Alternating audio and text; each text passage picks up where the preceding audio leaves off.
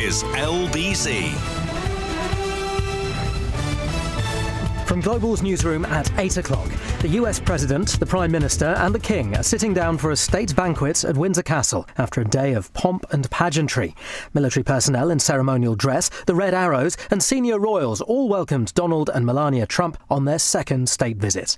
Fred Trump III, the nephew of the US President, told LBC's Iain Dale Sir Keir Starmer has a tightrope to walk. Starmer so far has threaded the needle pretty well. It's going to be a tough situation for sure. And yes, Donald obviously has been known to slap down, if you will, those who oppose him, certainly more during this term than at other terms. The police estimate up to 5,000 people joined an anti-Trump protest in central London. The campaign group, led by donkeys, says it was behind a projection on Windsor Castle of an image of Mr. Trump and Jeffrey Epstein. It claims activists have been arrested for embarrassing the American leader. You can follow full coverage of Donald Trump's state visit live on the LBC app. The government is appealing a decision to block the deportation of an Eritrean man to France under the government's one-in, one-out scheme. The Home Secretary, Shabana Mahmood, says she will fight to end vexatious last-minute claims. And a two-thirds jury majority will be enough for a conviction in Scotland, one of several changes that's been approved to the country's court system. The controversial not proven verdict has also been scrapped. In the city, the FTSE 100 has closed up 12 points at 92.08. The pound buys $1.36 and €1.15. LBC weather, spells of rain for the far north of Scotland, parts of Wales and central and southern England. Elsewhere tonight will be largely dry and clear with lows of 8 degrees. From Global's newsroom for LBC, I'm Matt Hewitt. This is LBC. From Global, leading Britain's conversation. Cross Question with Iain Dale. Hello, a very good evening. It's 2 minutes past 8 on LBC. Welcome to Wednesday's Cross Question. On the panel with me tonight, to my left, to nobody else's left, David Starkey, historian and broadcaster. To his left, Lord Maurice Glasman, Labour peer who founded Blue Labour. To my right, Dame Penny Mordaunt, former Conservative MP and Cabinet Minister. And to her right, George Monbiot, the Guardian columnist and environmental campaigner.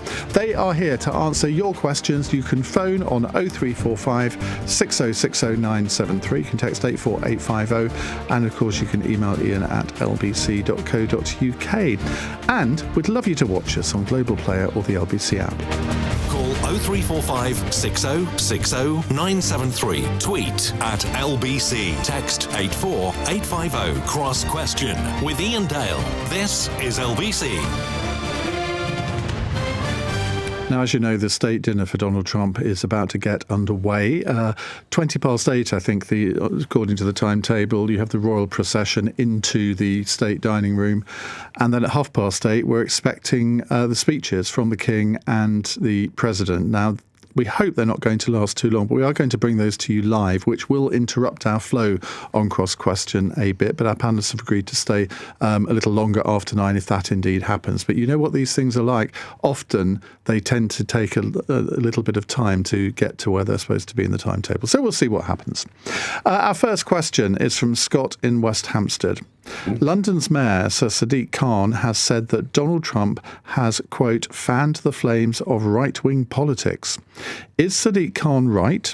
And how should the British government handle Donald Trump, with kid gloves or by standing up to him? Penny Mordaunt. Well, I think we're friends with America, and good friends are able to have difficult conversations. And that, I think, is the right relationship to have. Where we have disagreements, we should say so. We should explain to them why we have concerns about particular policies, whether it be their economic policy or international policies. But they are our greatest ally. And although you don't often see it, behind the scenes, whether it's through business, whether it's through defence, that partnership is very strong and alive and well. So, I think we've got the balance right, to be honest. But what about the comments from Sadiq Khan? He's fanned the flames of right-wing politics. Well, I don't think so. I mean, I don't think the comments from the mayor have been particularly helpful. I think he could have done all sorts of things this week to make a point in a much better way. And it's just sad that we have someone that is heading up the capital city not making the use, I think, of an inward visit from the President of the United States. I think it's quite childish, actually. But I wonder if he's got an invite to the dinner. Well, I think, he probably does. Be quite interesting to see if he shows up. He could take Ed Davies' place. Ed and him could be down the pub somewhere. I don't know. We should ask. Now, George, you were speaking at the protest this afternoon. I think we were talking just before we came on. You think that there was a much bigger crowd when you were speaking. Obviously, you're the main attraction, so that was they why. All went away when I finished. Yeah, exactly. I don't know why. So, there's a lot of dispute of arithmetic in these things, isn't what there? prompted How you? many zeros are you going to add? Can we negotiate? What prompted you to want to speak? I mean, presumably someone invited you to do so. What was the thrust of what you were saying? Well, I do think that Trump is fanning the flames in all sorts of ways. I mean, he seems deliberately now to be whipping up violence. I think what he wants eventually in the US is martial law. He's Why would he want that?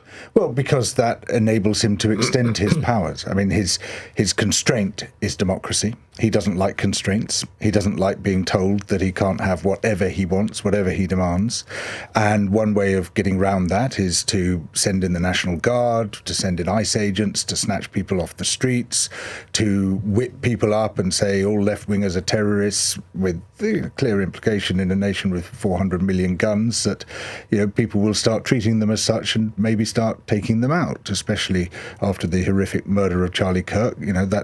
This is a tinderbox, and he seems determined to strike a spark within it. So there's that danger, but he also empowers the far right over here. And we saw that with the massive Tommy Robinson rally, which directed violence against the police, brought Can we just correct? No, hang on, David, you'll get your turn in a second. Large numbers of people. There were 26 arrests, and I know people that were there covering it as journalists, or people that just sort of thought they'd go along and see it. That's not how they saw it at all. Well, I mean, there's no question at all. The far right has been massively empowered in this country, not just by Trump, but Trump is definitely a factor in that. And that is one of the factors which led to the scale of that far right demonstration. OK, David. Well, I think, can we just be quite clear on numbers? You've actually cited a wrong number. You cited the overall right number. The number which is now quite clear is that the number of right-wing, I refuse to use far right, it's merely a term of abuse, and we're trying to be a little bit sensible about these things. Look at many very centrist commentators for that view. But the actual figure is 8 on the right and 18 of the counter-protest. In other words, the counter-protest was 3 times as violent, getting on for 3 times as violent, twice as violent. Let's get the arithmetic right, just over twice as violent as, if you look at arrest numbers, as the right. Can we go back to the actual question? Politics has changed enormously on both sides of the Atlantic. I think Trump is actually rather a symptom than a cause. An area that we're all familiar with, social media, was transformed in 2022 by Elon Musk, walking into it with the kitchen sink and restoring it as what he called, I think correctly, as a free marketplace of ideas, as opposed to the kind of ultra-left liberal, which was responsible for my cancellation back in 2020. Oh, no, you were responsible for your cancellation. Hang on, George. I asked David to stop when you were speaking. I'm talking about the machinery as to how it was done. It was done via a Twitter storm. The reason why we've suddenly seen far fewer cancellations is that Twitter no longer acts as the equivalent of trial, jury, and executioner. It depends where you fish, I think. I have no idea. Maybe you haven't, from the gutter to the sewer, as a Labour politician once described those of us on the right. But I think that there's been a form of empowerment. And it's very important, I think, we understand this. And I think Maurice might actually support me on some of this.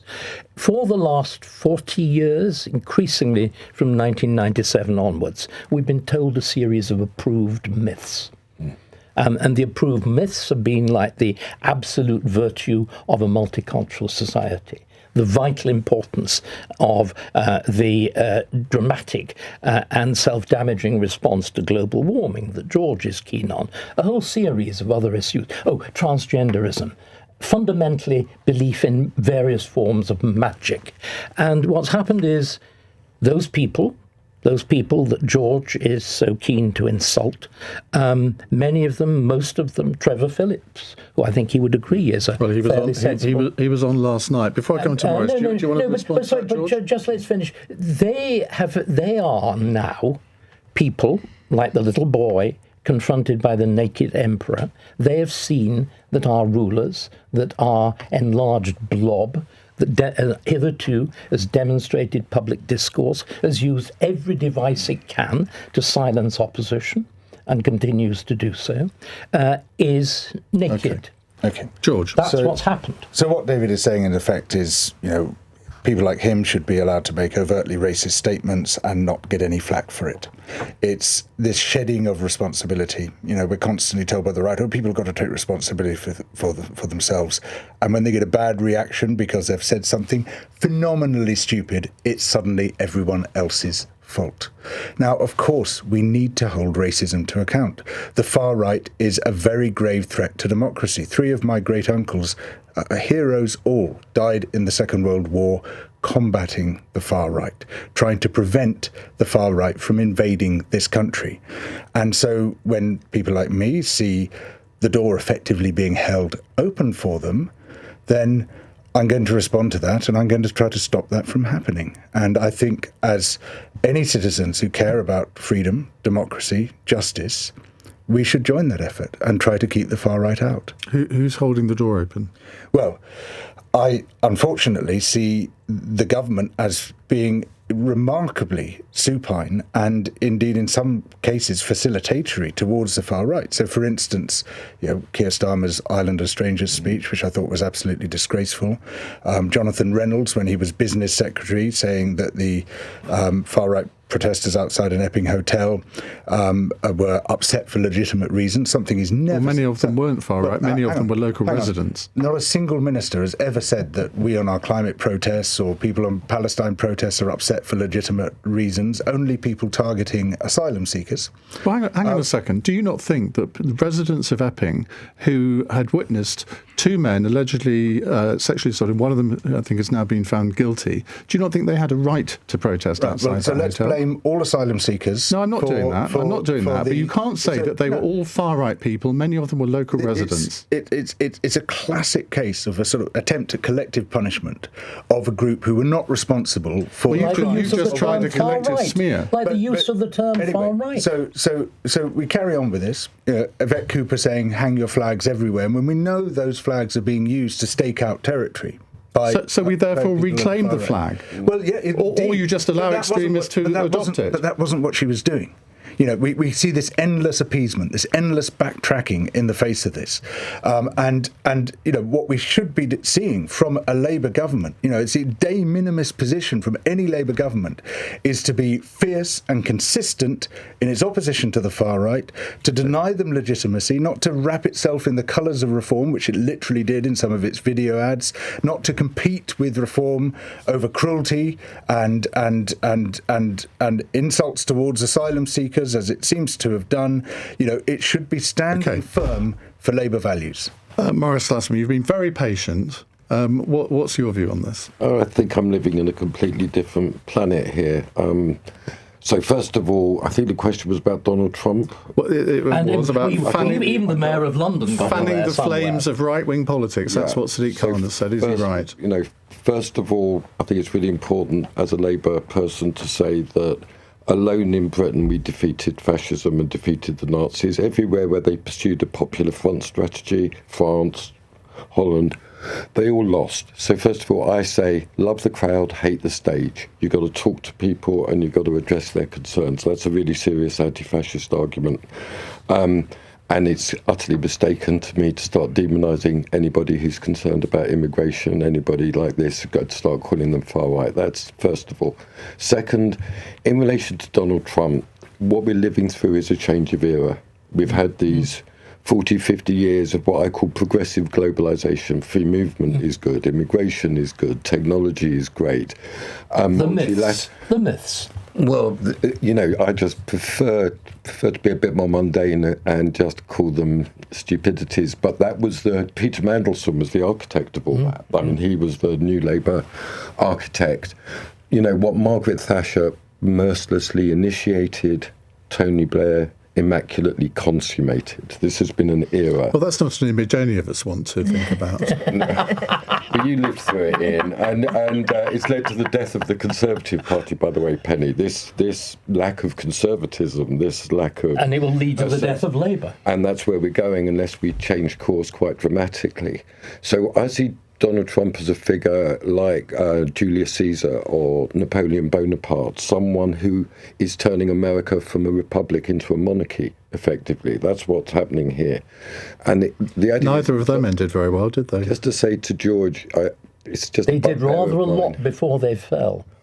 Yeah. I mean, plundered France, for example. I mean, plundered Europe. Just because he was bankrupt. The world spirit on horseback. Hegel on Napoleon. Yeah. Trump is a version. Extraordinary. He's a version of the world spirit. Okay. He's a world spirit in a limousine. I mean, I think that would be a good way of in the Beast. Even better, the world spirit in the Beast. When I went to the inauguration, George, what really hit me was the scale of working class support for Trump. So he won democratically. Yeah. He's not an enemy of democracy. He's an enemy of the rule of lawyers. He really has the Constitution in his side. How did you bag that invitation? How did you get invited? Well, I didn't do anything. I mean, this is just how life is life. Years ago, I got a complimentary book by someone called J.D. Vance, which was called Hillbilly Elegy. And it was a personal note in it saying, I've read your work and I'm very interested, So my mum told me that if someone gives you a gift with a personal note, you must write a thank you note. I mean, I get loads of books. Penny, I'm coming to your book launch, so yours is not one of them. Unfortunately, I can't because I'm here. That's no excuse. Anyway, so I wrote back to him and said, thank you very much. I thought it was an interesting book about dispossession, the Appalachian Mountains, stuff that I think has happened to our working class by what I call the lanyard class, who hate industry, love process, HR, all that.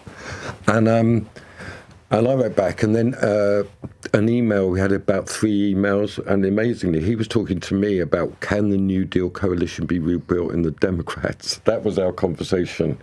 And I thought that the progressive I didn't realise the importance of the exchange, really. I just said, well, one of my jokes is, last thing you want to hear when you go to the doctor, it's progressive. It's not a good thing. Just shows thank you notes can lead to being invited to a presidential inauguration. So then... No contact. I mean, it just died as an email exchange. I did notice that he'd become vice president of the United States. It hadn't passed me, but what do you do? Penny, I write to people who lose, not to people who win. Like you said, we haven't spoken for 8 years, but really well done. What's that about? But then I got an invitation from the Texas Republican Party Inauguration Committee, and there was a private note from him. So that's how it happened. And then it turned out I thought I could just enjoy myself, but it wasn't like that. The Prime Minister that wasn't invited, the ambassador, the foreign. So I had to really behave. Spoke a lot, Penny, about Winston Churchill. Do you like Winston? I love it. I mean, there was real work to be done there. Would you have found that a challenge, going to a presidential inauguration and behaving, David? No. When one's in proper company, one behaves rather well. Exactly. As you're doing tonight, so far. Just. Right, more of your questions to come to our panel, 0345 6060 973. It's 18 minutes past 8. This is LBC.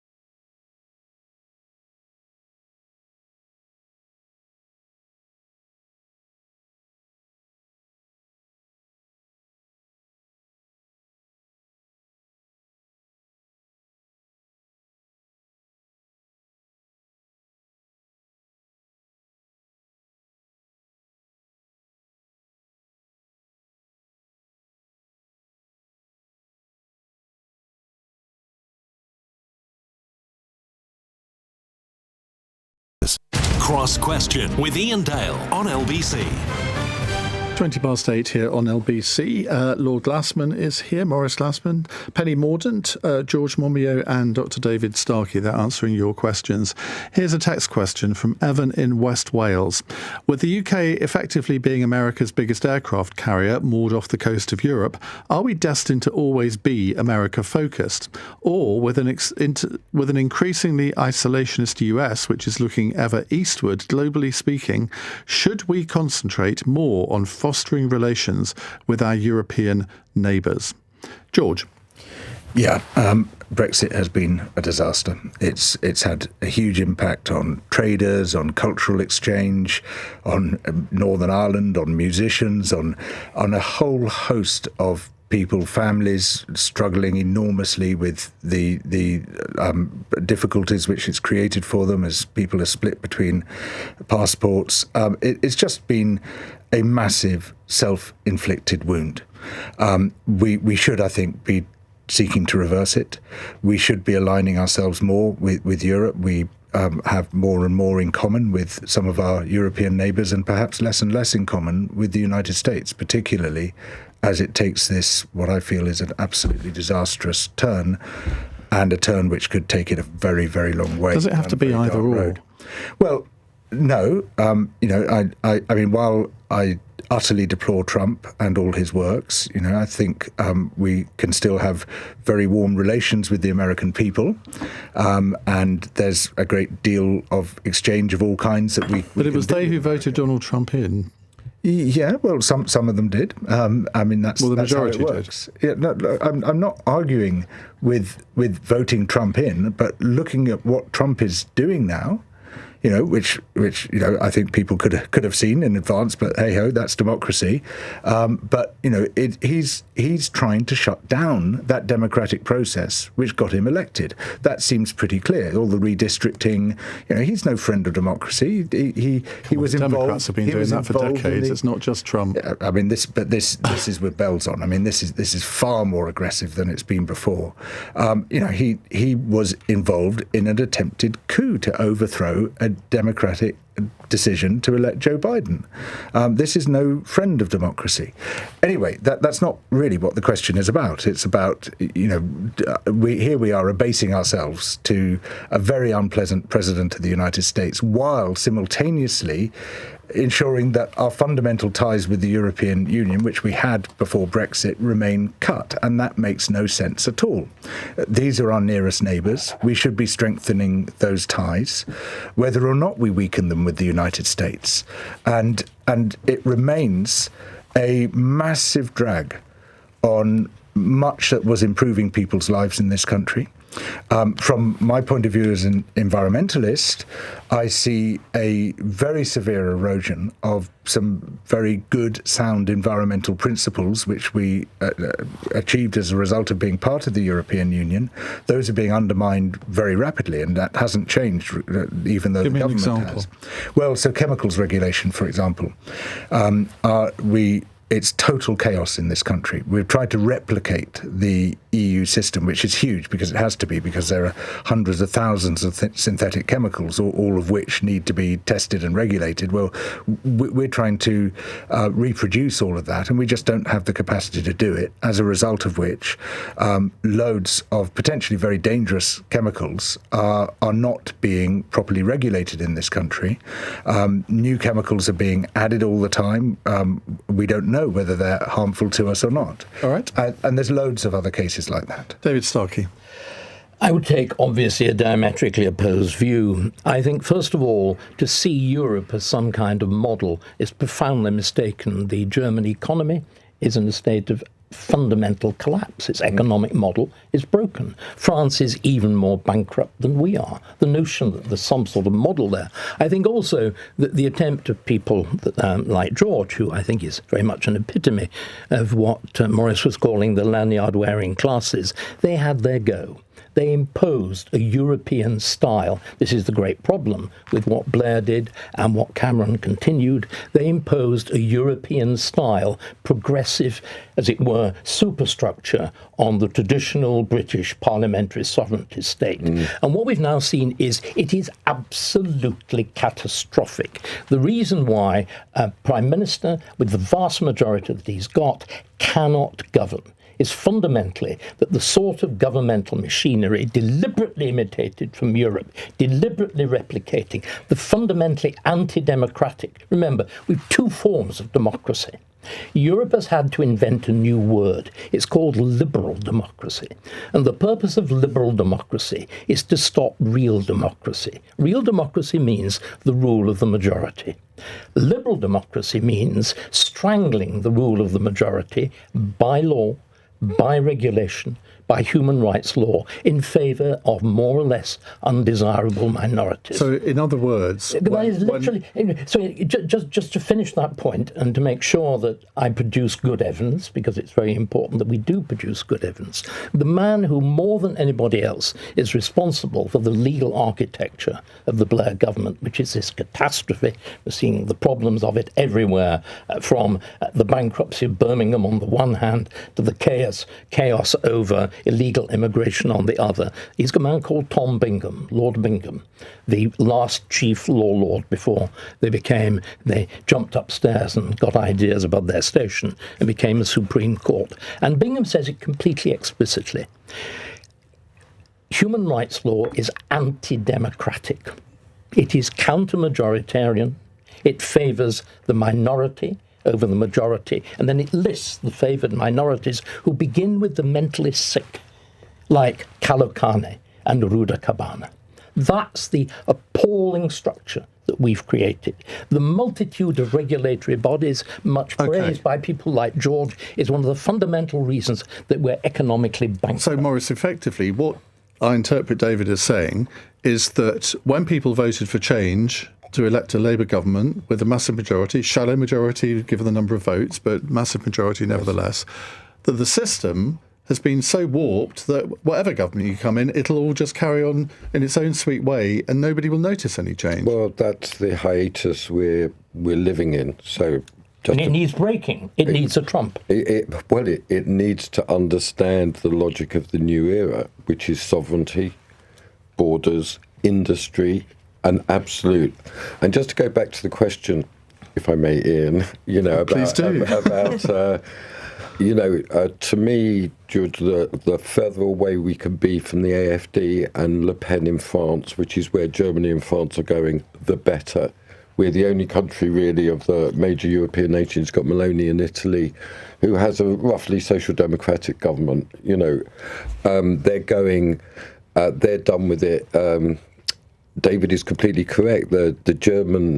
What's happening in Germany is actually real-time disintegration at the moment. I mean, this is really very... You bank everything on the petrol automobile. No, I don't want to go so far. I really support Ukraine. I think that the partnership with Ukraine is actually fundamental to the restoration of our sovereignty. They have a skilled working class. They've got excellent industry. They've got a really effective army. And they've got a country that loves liberty. I mean, this... I think that London, Kiev has got to hold the balance of power in Europe against Paris, Berlin, because it's going very, very seriously wrong. Now then, let's move to the United States, which is vital. So I look at the terrain and I say, who have I got more in common with, the United States or China? And I say the United States. And the quality and depth of that historic relationship needs to be built up. Now, when I was in America, we're in DC for the inauguration, my big argument with them was over Ukraine. They thought Ukraine was some kind of LGBT Soros land, I mean, it was crazy. And it was vital that when the Prime Minister went over, that he asserted that we will support Ukraine, whatever they thought. And he did that. I mean, I give him huge honour and credit. We're not a colony. Ernest Bevin is my hero. I mean, just to let you know where I come from politically, I want a bomb, I want a bloody big bomb, and I want the Union Jack on it. And that was directed towards America. America didn't want us to have that bomb, but he said, if we don't have it, we'll have no autonomy of action and we will be a colony. I still hold to that. So I say really strong relationship with the United States, but we preserve our autonomy, we have to take a leadership role. Brexit gives us the opportunity to have a leadership role in Europe. I think that the alliance with Ukraine is absolutely fundamental, and we have to make sacrifices for that. Could I just one quick... sorry, I need to bring Penny in. OK, sorry. So two things off the back of that. I mean, first of all, it's not a choice you have to make between nations. Are you going to cuddle up to the United States, or are you going to cuddle up to Europe? It is, though, a choice about your approach to particular things. So Brexit was, I mean, people voted for Brexit for all kinds of different reasons, but at its heart, it was about changing our approach to trade. It was about getting on the side of the table with nations that believe trading relationships should be based on adequacy and equivalence. We can all do this better, as opposed to having to follow a very rigid regime that the EU required us to do as a member of that. And similarly, as the question touches on defence, I mean, I have seen NATO missions. I've seen EU battle group missions. They're all the same people doing the same things, but with NATO, you know why you're going out the door. The rules of engagement are set. When I was chairing the EU battle group, we were doing an exercise. We went round the table. One nation needed a vote in both houses of parliament. The next needed that and a UN resolution. The next needed an EU resolution on top of that. And I asked when the battle group was deployed last, set up in 2007. It's never got out the door. So this is about not who do you want to work with, who are your allies. It's about the frameworks that you're operating in. Those are the choices that need to be made. And I just wanted to pick up on a point that David made, because I think it's a very interesting one. It is clear, and I think half the people that are on the streets at the weekend feel this very strongly. They are looking at the sort of atrophy of the state. No one seems to, whatever colour they are politically, they can't seem to get anything done. And they understand that really, quite radical things need to happen for us to be a capable and effective nation. Sovereign nation. But that shouldn't necessarily mean that what is happening in America, which might be good or bad for America, will work here. And I think this is a really interesting issue, because America is a young nation. I mean, a lot of the things that Trump has done where he's come under criticism, trying to sort of grab power, Congress has been pretty weak in pushing back. He's tried to take powers off them. They've all sort of sat around and thought about it for a bit, but they haven't really pushed back. Our uncodified rule book has been forged through 1,000 years. We are highly dependable, highly reliable. We're highly flexible. We've coped with all kinds of stuff over centuries. And so creating a sort of Petri dish in Britain is, I think, not the right approach. There's a wonderful film, David Lean film, 1944 it was made, called This Happy Breed. And the central character in there, Frank Gibbons, says, what works in other countries won't work in this one. We've got our own way of doing things. It may be a bit slow and a bit dull, but it suits us all right, and it always will. And we do need to pick up the pace, but there is something in that. Okay. We were America before America, but we are a very different nation. I need to pick up the pace because we need to go to the news. It's 8:33. Here's Matt Hewitt. The US president is sitting down for a state banquet of chicken, ballotine and ice cream at Windsor Castle. Donald Trump will be dining with the King and the Prime Minister after a day of pageantry and protest as he starts his second state visit. The government's appealing a temporary court block on a man's deportation under the new one-in, one-out deal with France. The Home Secretary says claiming protections against modern slavery at the last minute makes a mockery of the law. And Scotland's not proven verdict, a third option open to juries alongside guilty and not guilty, will be scrapped. Members of the Scottish Parliament have voted through changes to the justice system. LBC weather. Cloudy, murky and humid in the south tonight, with rain lingering in the west. Drier and feeling fresher further north, lows of 8. Unsettled tomorrow, highs of 23 degrees. LBC.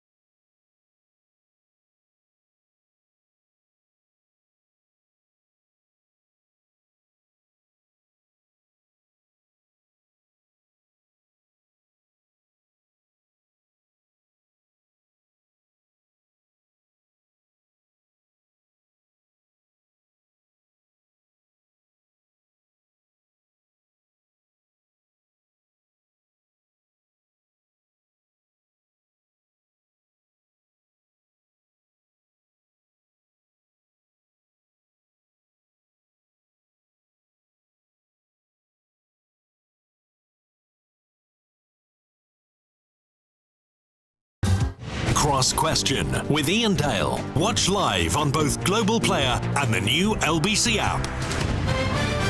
8:36 on LBC. You're listening to or watching Cross Question. Our panel: Lord Glasman, Penny Mordaunt, George Monbiot, and Dr. David Starkey. Now, I'm looking at my television screen here. They haven't even sat down at this dinner yet. We were told the speeches would start at 8:30. I've got this press release I've got here was embargoed until 8:30, so I can now look at it. They've got the menu here. Now, you've been to a state dinner, Penny. Were you impressed with the food? Oh yes, I mean we're very good at this sort of thing. But the whole thing takes place very quickly. The dinner is, I think it's usually about 4 courses, and it's over in sort of 45 minutes. Really? Yeah, they race through it.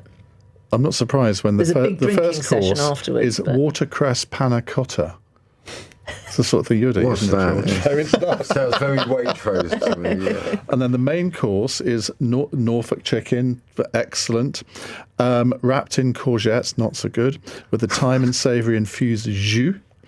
Then a vanilla ice cream bomb with Kentish raspberry sorbet, and that sounds more my sort of thing. Sounds more appropriate. And the wines I won't bother with because I don't know if they're any good at all. But apparently after dinner, guests will be served Warray's 1945 vintage port in recognition of Donald J. Trump as the 45th as well as the 47th President of the United States. This is the level of detail they go into in preparation. Impressive. Let's go back to Cross Question, shall we? Christine is in Lingfield. She says, it's being said tonight that the UK will formally recognise a Palestinian state this weekend after Trump goes home. Given how opposed he is to this, wouldn't this just undo any of the work done to build good relations with him this week? Well, the Times is reporting tonight that the UK intends to begin the process of recognising a Palestinian state ahead of next weekend's UN General Assembly meeting in New York. France, Canada and Australia are also all expected to formally recognise Palestine at that meeting. Maurice Glasman. Oh, I come first this time. You do? Well, it's traditional in British foreign policy. It's no longer the case, obviously, that we don't recognise states where the power hasn't established effective control of its territory. So the Montevideo principle. There we go. So technically, just on the technical level, it's clear that the Palestinian Authority and Hamas have no control over their territory. So it's a symbolic gesture. It's not a real gesture. But I think below that, the question is about the actions of Israel and the plight of the Palestinians. Now, I get into huge trouble with my family over this, but I really loathe this Israeli government, Netanyahu and Ben Gvir and Schmodrick. I think they really are far right. I mean, they're playing with messianic ideas. I come from sort of Labour Zionist where we didn't deal with that aspect of it. It was just supposed to be a protection for Jews from getting slaughtered by people. And so what I think that this whole situation with Israel and Palestine is actually really disgusting. I mean, Hamas are genocidal murderers. I mean, on October the 7th, they revealed their hand. The Palestinian Authority is deeply corrupt and useless, and the Israeli government is quite despicable and murderous. Given those circumstances, I suggest we stay quite clear of it. Penny? So the question is really about Trump and the relationship. And I mean, I do think this is a worry. I've been to a lot of summits where there's been disagreement between friendly nations, but you've always tried to work to have the final communique, not speak about them, and so that everyone can sign up to something. I think that Donald Trump has done some things really well on the international stage, and I think where he's done well, he's shown strength and resolve. I think the action he took against Iran, for example, was the right course of action. I do worry on an issue like this, where we are so far apart from the US. I think that is damaging. I think the danger for the US is that its foes aren't listening to it. Russia is not paying any attention to the opportunities Trump has given it. And now its allies aren't listening to it. And I think that is a problem, and that does concern me. I'm on the same page as Maurice with regard to what the UK is doing to recognise the Palestinian state. I think it's actually going to be unhelpful in the long term. George? It just amuses me when we have all these staunch defenders of sovereignty and they say, oh, no, we can't have an independent foreign policy. Oh, gosh, no, the Americans might not like it. So much for your sovereignty. You don't give a damn about sovereignty.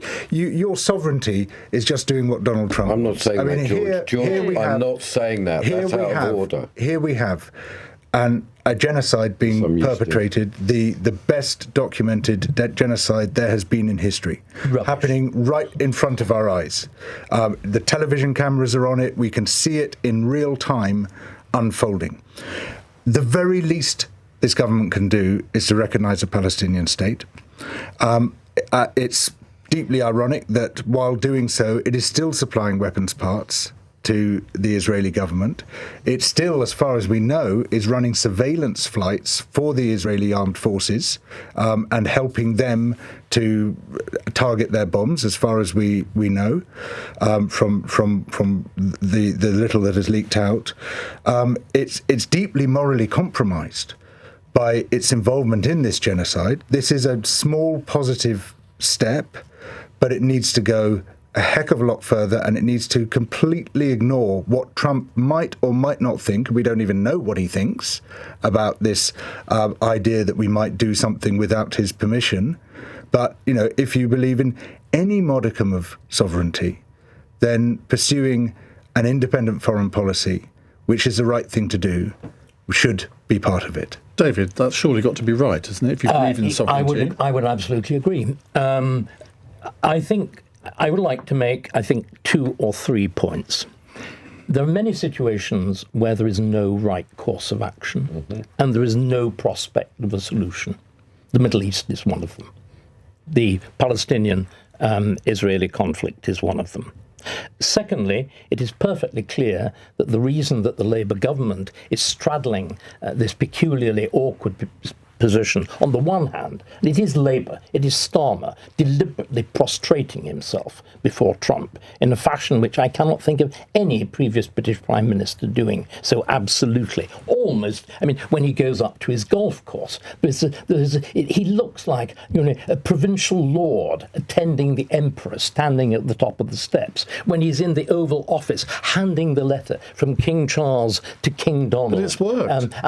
No. But he did stand up for Ukraine. But he did. I'm just saying he did prostration. But of course, he's got another form of prostration to do, which is to the Muslim vote in Britain. And it is perfectly clear that the Labour Party now is straddling this appalling problem. Constituency after constituency, West Streeting and the list, Jess Phillips, the list goes on and on and on, are at risk of a highly dramatic swing in the Muslim vote. And that will be one of the many, we've already seen what is effectively, the fruit and nut party, the Sultana Corbyn alliance, which is undoubtedly going to transform the whole of our politics on the left as reform has done on the right. And then there's a final point. Israel is really leftover business from the end of the Second World War. Well, I would remind everybody, the only reason we have stable frontiers in movements is we had horrible things like huge movements of population, perhaps 3, perhaps 6 million Germans driven out before the Red Armies from Eastern Europe. The frontiers of Poland and Germany moving 300-400 miles in scenes of indescribable horror. What we're seeing are things called ethnogenesis, the births of nations. I would argue, by the way, that's also what's going on in the Ukraine. These are things that, the level of, forgive me, we've had discourse we've had so far around this table is so inadequate to address. And again, the thing that should silence us all is a wall. Not a wall built by Trump, but a wall built by Egypt. The reason that the Palestinians are up against it is the Mediterranean, which we can't do anything about. But it's the fact that Gaza is deliberately blocked by Egypt. Not one of them will be let some say through. Israel won't let anything in. No. It's Egypt. Regard as well. No. Egypt is deliberately blocking that, as the Arabs have done from the very beginning. They have been determined. The Arab powers, right from the moment of the creation of Israel. Remember, none of them thought there was a thing called Palestine in 48. They deliberately tried to conquer Israel and then divide their territories amongst themselves. That was the aim. Okay, anyone Are else you want to come seriously trying to blame the plight of the Palestinians in Gaza on Egypt, No, I'm not telling on you, Israel? I'm saying that shows the genuine concern of the rest of the Arab world. Yes, absolutely. And Egypt's not helping, but what we're seeing is a government deliberately and directly perpetrating a genocide, which, incidentally, I think I'm the only person to use that word in that relation. You rightly talked about genocidal Hamas. Yes, there's genocidal policy here, but I haven't heard anyone else say genocide with regard to what the Israeli government is doing. Well, the British government isn't using that word. No, either, I know, is it? and it shocks me that it cannot bring itself to do that. Just, George, answer me this. Why... I mean, I understand because of the horrific scenes that we all see every night on our televisions in Gaza. It is a horrific event. But there are also horrific wars in Sudan, in Congo, which get no media coverage virtually at all. They don't sit. The UN issues a few statements from time to time. But those really are... I mean, there's no argument about those being genocides, is there? No. I don't disagree with you. We ought to be giving those much more coverage than we do, and it shouldn't be one or the other. It should be all of those. And it deeply upsets me. There's also other occupied territories which receive almost no attention at all. Hardly anyone's even heard of West Papua. We can't correct the problem. So what are you telling us to do, George? Well, do you want annual weepings in the street? Right. I mean, do you want lamentations? I mean, do you want to replicate the Old Testament? No, what I want is international solidarity. But there is no such thing. So you dwell among those of us who care, dwell in Wonderland. who are capable of empathy. There is such a thing. You dwell in. Yeah, fine. Go and do it. Nobody's stopping you. But the idea that states should behave in this fashion is silly. Actually, what Iain asked about was the news, was the media, was the attention, and there has been almost no attention, as you quite rightly say, on what's going on in Sudan, but also, in many other places. I mean, what's going on in Tibet. And I mentioned West Papua, it gets no news whatsoever. These are occupied territories where terrible things are happening. It's not on the scale of what's going on in Gaza, which is... But it's a real indictment, though, not just on the UK media, but the international media, when the only channel which I've ever seen that covers all of these things is actually Al Jazeera English. Yes, it's which true. is utterly bizarre in many ways. It's shocking. And anyway, enough of that hobby horse. Let's carry on with more of your questions in just a few minutes' time. Still no sign of them taking their seats in this state dinner, which I think is bizarre. 8:48. LBC.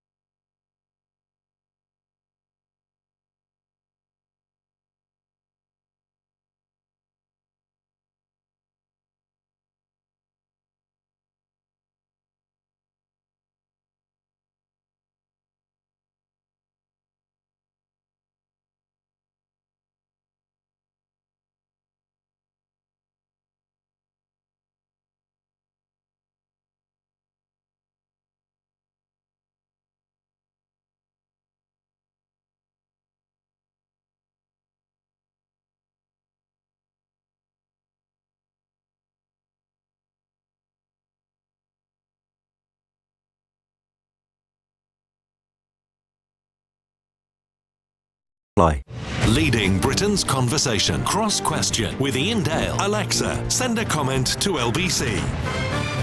It's 10 to 9 on LBC. We have with us Maurice Glasman, David Starkey, Penny Mordaunt and George Monbiot. Carol says, photos of Epstein with President Trump were beamed in onto Windsor Castle, leading to 4 people being arrested. Will Epstein be part of polite conversation over royal tea or even at the state dinner, I suppose? Penny, as we said earlier, you've been to a state dinner.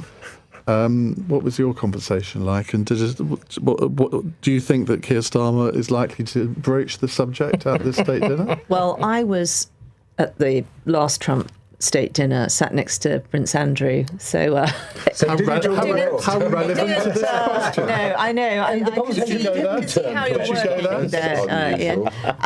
No, look, this will. I'm taking the question in the spirit that's been asked. Of course, it's not going to be raised, and I think. I was asked this question actually coming over by a cab driver. It won't feature at all. They'll be talking about defence spending. They'll be talking about Ukraine. They'll be talking about Gaza, no doubt. It won't feature at all. But we have demonstrated not only that we can do this amazing pageantry, but that any suggestion that we don't value free speech in this country is for the birds. Just watching the pictures, the royal procession is processing into the banqueting hall, so they will be sitting down to dinner in a few minutes' time. Some of them walking rather more quickly than others. George?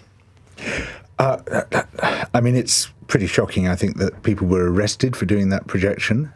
We should be talking about Epstein. That should be part of the conversation. It's amazing that we have a president of the United States who consorted with this paedophile over several years, and God knows what he was getting up to. There's all sorts of lewd suggestions made between the two men. He's also, Trump, we know, is a serial sex abuser in his own right, quite separate to Epstein. Of course, they're not going to talk about it, because all these things remain unsaid. But tomorrow they will have to talk about it when they're questioned at the press conference. And I mean, what Starmer says, I've got no clue. I mean, what an awful position to be in. Yeah. Well, it's going to be interesting. Let's hope journalists do their job. David? Well, as we gather, perhaps Sir Keir is not entirely white as driven snow in these matters. Not with reference to Epstein, but there are apparently legal devices which prevent full discussion of all sorts of things. So I think, dare I say, that Sir Keir will be extraordinarily sympathetic. Now, hang on. Are you making... Come on, it's a very grave, unsubstantiated allegation here. I think for the reason... Be careful with your response. I've left it simply floating. I've left it simply floating. Yes, but should you really do that? Well, I think that perhaps, as we've just heard, that we need transparency, that we need to talk frankly. I think I've said as much as I can legally say. I didn't think it was possible, but you have disgraced yourself. I think I've said as much as I can legally say. But can we also just look at the fact that Sir Keir was so delicate in these matters that it's quite clear that he forced through the appointment of Mandelson, knowing clearly everything about him. And any notion that he didn't is for the birds. So here will be people in power being complicit with each other. What else do we expect? Maurice. These are courts. So again, it's a great problem. George clearly dislikes me. I, in a funny way, rather like George. I think he's a deeply moral person. Deeply moral people should never be allowed anywhere near public life. And how can you possibly say that? I know. I mean, surely we want moral people in public life. No, there's a difference between public and private morality. Is there? There is. What I want in... Well, if there were, there'd be two different words. Sorry, I've already discriminated. What I want with public morality, I want efficiency, I want honesty in terms of what you're claiming to do, how you do it, and so on. And many of our greatest politicians have had deplorable private lives. Of course they have done. And it's just silly. Yeah, some have, not all. No, but... a very large number. Some of them have been deeply moral people. A handful. I think, but sorry, I think this simply is a childish discussion. There are immoral historians. They're moral historians. Oh, for God's sake! Does that make him any better?